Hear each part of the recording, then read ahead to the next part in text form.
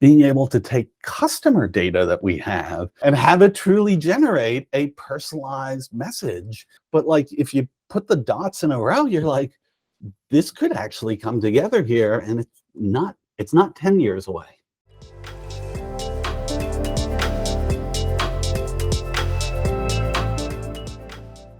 Hi, I'm Neil Perkin, the host of Think with Google Firestarters. And Firestarters is a series of insightful conversations with the interested and interesting of the advertising, marketing, and innovation communities. And today I'm lucky enough to be speaking to Scott Brinker.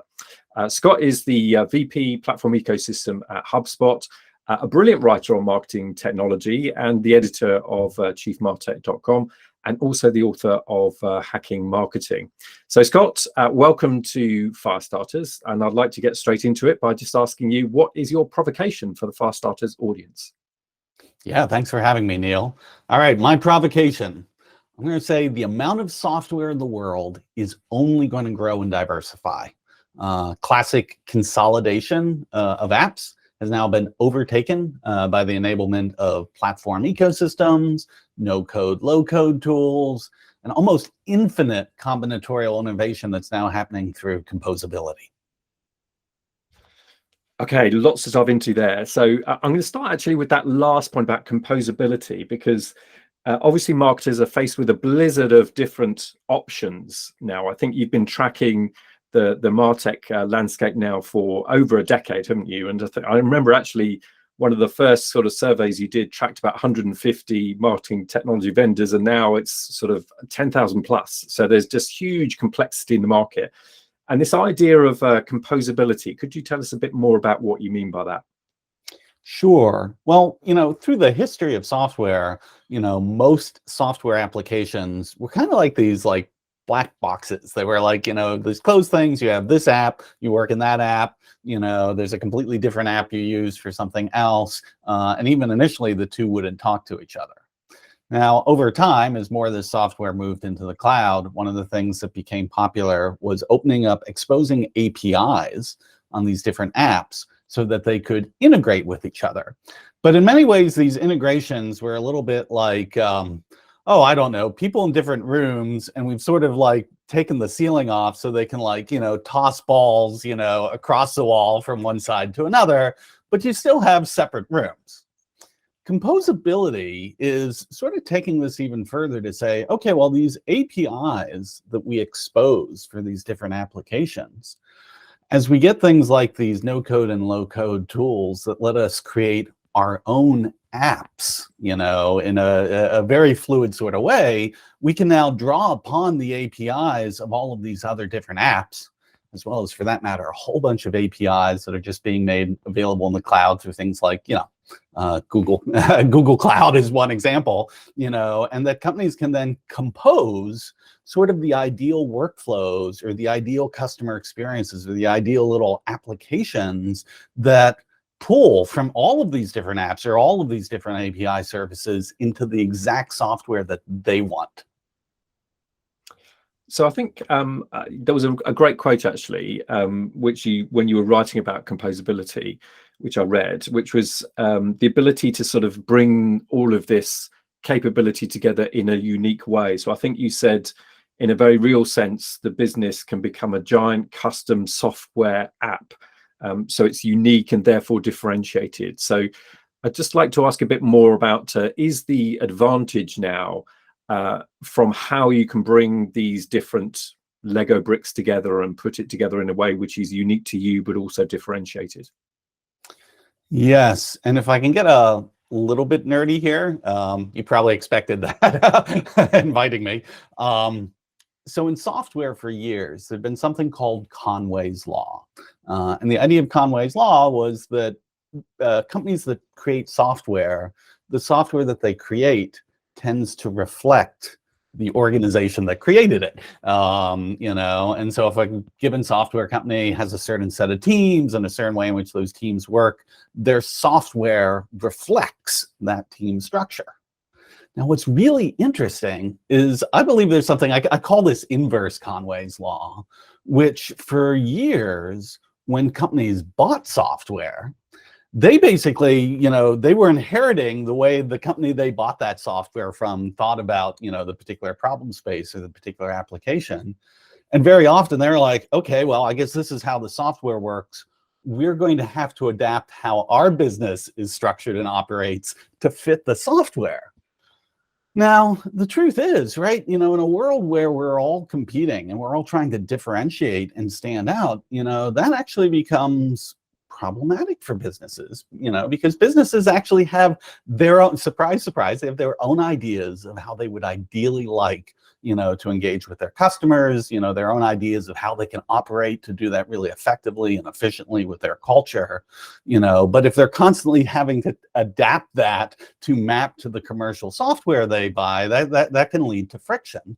And so the thing about composability that's really exciting is it basically turns that on its head and says like, okay, well, yeah, I can still buy commercial software, but now I can mold it to my business and the way I want my business to work instead of the way the company that built that software thinks my business should work.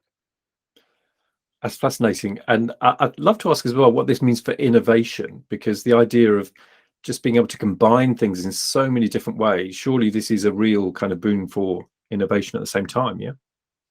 Yeah, as a just an aficionado of innovation patterns out there in the world, right? Yeah, most innovation is what they would call combinatorial innovation. It's like, it's not just completely creating something entirely from scratch. It's borrowing an idea from here and another feature from there and a capability from there and saying, oh, wow, if we mix and match these together, the combination becomes something net new.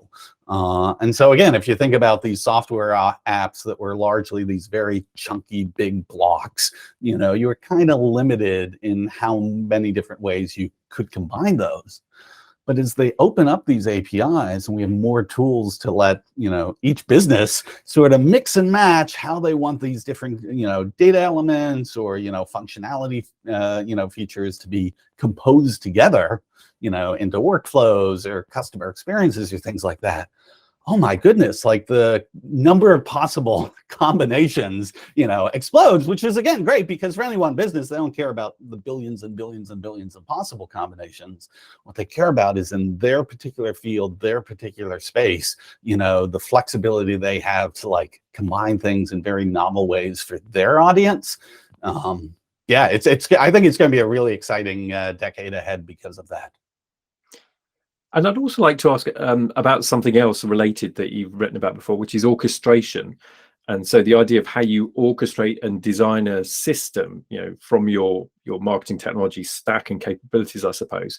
There was a great analogy actually, which you used around the Apollo moon mission and the idea or the difference between unit tests and system tests. So the Apollo moon mission resulting in lots of small innovations, but it wasn't until they really tested the system and how the system worked that they really knew that they actually were able to do that. So could you tell us a bit more about this idea of orchestration and how marketers can do it well? Yeah, and so this is actually really key to making composability successful, because if you just have millions of different things combining together in random ways without any sort of like overarching structure, it's hard not to imagine that becoming like chaos fast. So I think what we're kind of moving towards is a little bit of the best of both worlds. There are still very large software companies, the companies that used to be the folks who would sell suites, of software, and we'll just get all these applications from that suite vendor. But what's happened here over this progression we talked about, is these suites have really become more open platforms. The term orchestration, right? It kind of makes sense. It's like, yes, we have an orchestra, of all these different and unique instruments, but getting them to play together at the same rhythm, same time, and it turns out that yes, conductors are like really important to getting the symphony to sound well. Yeah, and I guess to carry on that analogy with an orchestra, sometimes you might want to write a violin concerto, for example, and so you sort of dial up one sort of part of it and just make sure the emphasis is on that and so on. It's a brilliant analogy. I really like it. So I'm going to now just ask you a bit more about a specific area, which is AI, which is such a hot topic now, particularly generative AI. And I'd just like to get your perspective really on what you think about how this will progress along the technology S-curve, or how it's going to grow and scale, and ways in which marketers can really integrate it into workflows, processes, systems in ways that just mean that they can get the most out of it. Any perspective on that at all? It's a really exciting time, and it's easy to fall into a bit of hyperbole. But it's like hyperbole is very often like, oh, well, if you're expecting that this year, it's hyperbole. If you're expecting it in 5 years, no, it actually might be old news by then. We're just in a time where these changes are happening at such a rate that I do think it's actually really hard to predict, exactly, what will happen over 2 years, 3 years, 4 years. But my sense from generative AI is we are going to finally crack the mission that marketers have been talking about for 26 years with the internet, which is this idea of personalization. Because the truth is, for all the years we've been talking about personalization, most personalization in marketing today still kind of boils down to, well, very often just slightly sophisticated mail merge. Like, okay, yeah, we're going to have tokens and we'll substitute this thing, with, the name here and maybe the particular offer there. And there's some slightly more sophisticated kinds of personalization that recognize okay, well, we have different, segments and clusters and cohorts of customers, and based on those, we can choose from a set of offers or content to match that to them. And again, both these things have been useful, but they're certainly not the oh, an individual, comes to engage with me and I personalize, the experience for them in, this very fluid way. Because, yeah, there was no mechanism to do that.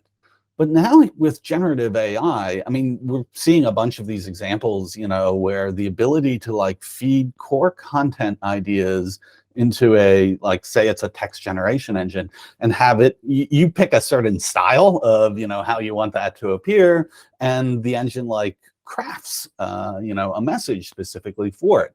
Now, right now, we're doing this with, hopefully a human editorial control on top of that. But you can see where this heads. And what's exciting is the companies who I think are doing the most innovative things around these generative AI models are just using the generative AI model as one of the seeds. It's like a core component. What they want to then do is feed into that, well, a bunch more specific information about our company, our products, our offers, the things we know from a content perspective that we can, have much more deterministic control over.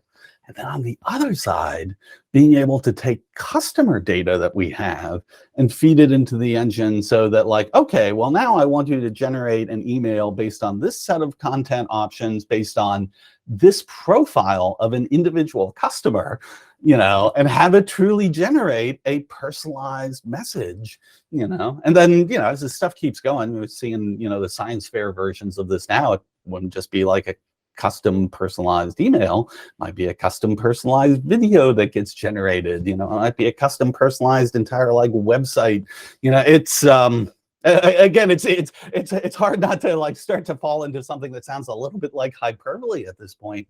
But if you put the dots in a row, you're this could actually come together here, and it's not 10 years away. So interesting. I think I've read a lot about this idea of sort of prompt engineering, and to your point there about how you feed the AI in order to get the outputs that you need, in a sort of broader sense than just prompt engineering. Do you think there's a real kind of new skill emerging around the design of inputs into AI to get the kind of outputs that you need?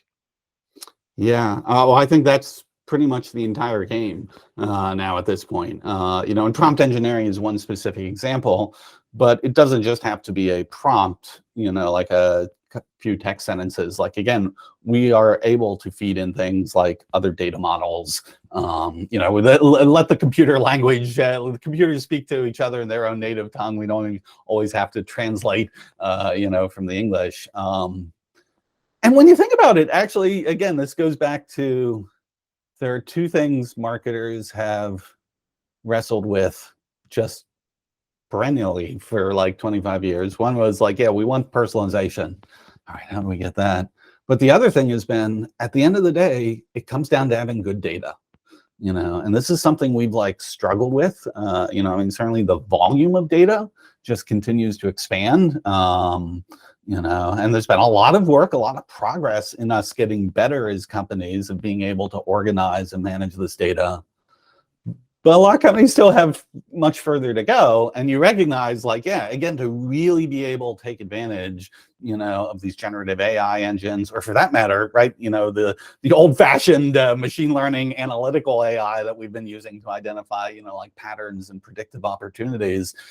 All of those things, like their actual efficacy, depends entirely on the quality and completeness of the data that you're feeding into them. And so just building on that, the kind of people side of this, I think, is interesting, the people and technology piece. And I've seen you reference Avanish Kaushik's 10-90 rule before now, which is about for every $10 you invest, you should invest $90 in the people. So just going forward with all this kind of technology complexity and capability dramatically increasing, what is that $90? How could marketers invest in the people side in order to capitalize on the potential of all that technology?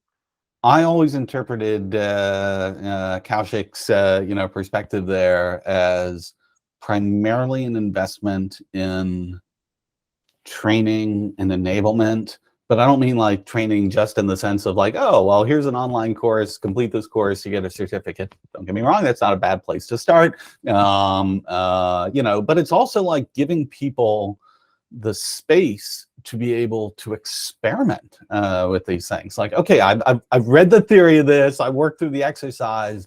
Now what I need to do is to really learn, I have to be able to start to play with this technology and have projects I can apply it to. And I don't know, you could think of it again, like, not just shelling out dollars for like training materials, but yeah, like allocating dollars from like human resources, like time budget as well. And one thing which you've spoken of before now is about the intersections between the kind of disciplines within marketing and elsewhere in the organization, and how often the kind of really interesting part is those intersections. And again, going back to that combinatorial innovation that we were talking about before.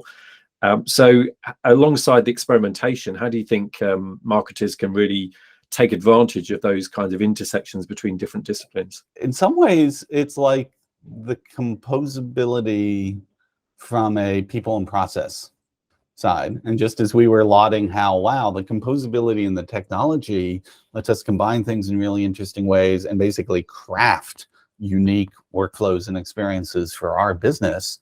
Yeah, I mean, that's just the technical layer, and it's the people and process, the organizational capital that we build around this, which, really is, again, what makes this truly work. And so in some ways, yeah, this sort of like crossing of traditional boundaries inside an organization is a composability, of organizational capital. It's like the marketer really being able to learn something from the customer success people, the sales people being able to learn something from like, the product team, and as more of this stuff is being intersected, from the technical implementation, the ability to have, the people and process collaborating across those boundaries. Again, I think it's just, it's such an exciting time, to be building a business at this point, because you really do have a certain flexibility across that spectrum that is kind of a new paradigm for us. And do you think the growth of operations roles, which we've seen over the last few years, so marketing operations, data operations, these roles which are being created to kind of capitalize on the marketing technology stack, to design workflows, to optimize the stack and get it working for the team. Do you think that is still growing, and that there is still opportunity there for marketing teams to really have these kind of roles? This is something I've started writing about a couple years ago, because I noticed, like, for every department or team or group or mission, you would find these people who had ops roles in their title associated with that mission. And it seems like, yeah, I mean, the underlying DNA across all of them is, well, I think we can say like the world is quote unquote digitally transformed. This doesn't mean we're all good at digital transformation, but like all of our businesses are now running, on this software and this data, and it's these ops roles that really have become, the keepers of like, okay, for their particular domain, how do we orchestrate, the software and data that we're using? To me, what's exciting about that is, again, like, okay, so in individual teams and departments, you see the value of that ops role. But what we were just talking about earlier about, these crossing the boundaries is in a lot of companies today, these ops roles live in their own individual silos, for their particular team, even though they're sharing a lot of the similar patterns of how they think about this stuff, the sort of skills they're working with, and so again, as we start to think about composing, orchestrating the company, not just, the individual pieces, I think there's a lot of opportunity ahead for how these ops teams maintain a certain specialization, but also build, more cross-departmental bridges between them, and it becomes the I call big ops, as the collection, of what all these teams are doing. Any other advice that for marketers that are looking to really improve the capabilities that they have and how they're using their marketing technology stack? I look at that in two ways. One way is what we were talking about earlier, like the 1090 rule. Like, you've paid for the technology, but if you aren't, investing proportionally more in letting people like really learn how to harness this, you're just not tapping into, the full benefit of what you've purchased. But the other side of it is, I'm not sure that the utilization of like, okay, I bought this software that has a million different things it can do, and I'm only using 100,000 of them.